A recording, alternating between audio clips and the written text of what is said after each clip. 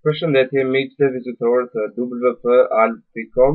Në këtë video tutorial do t'ju tregoj se si mund të instaloni shtojcat ose motivat me anë të FTP-s. Në radhë të parë, shkarkoni motivin ose shtojcën.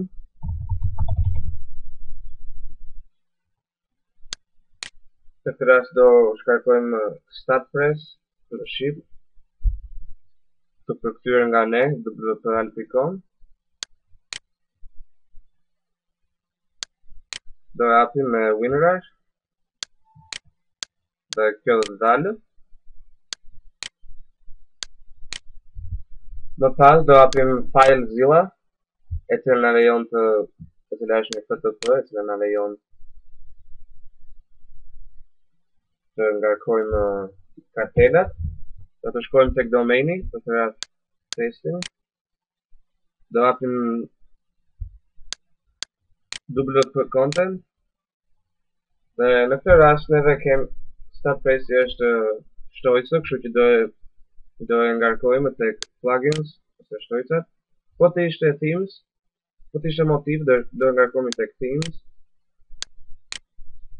Kështu që do e tërheqim nga WinRAR dhe do shkruajmë tek plugins.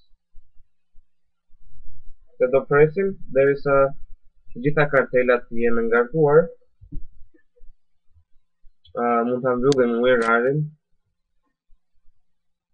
Dhe si shikojmë këtu nuk kam kartela të ngarkuar, kështu që shtojca është ngarkuar.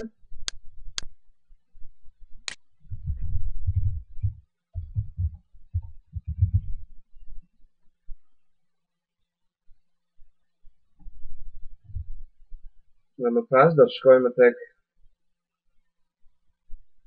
dashboardi ose pulti. Do shkojmë tek plugins. Dhe siç e shikoni këtuja, StatPress është ngarkuar. Pra vetëm kaq. Dhe neve kemi instaluar shtojcën me anë të FTP-s. Tani, si ta bëjmë me anë të faqes vetë, do me thënë pa FTP.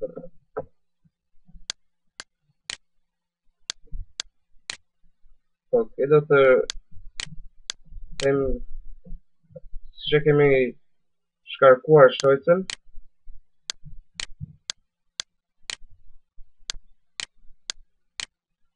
Do marrim kartelën zip, do dhejmë tek desktopi.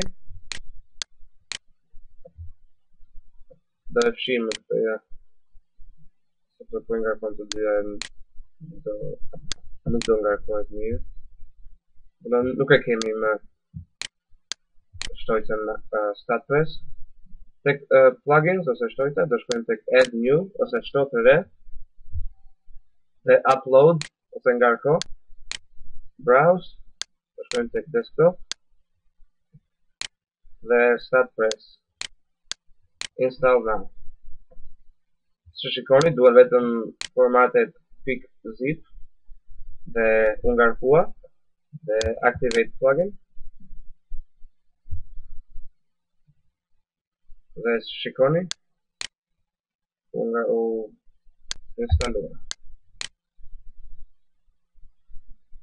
Ja, dhe StatPressi është instaluar.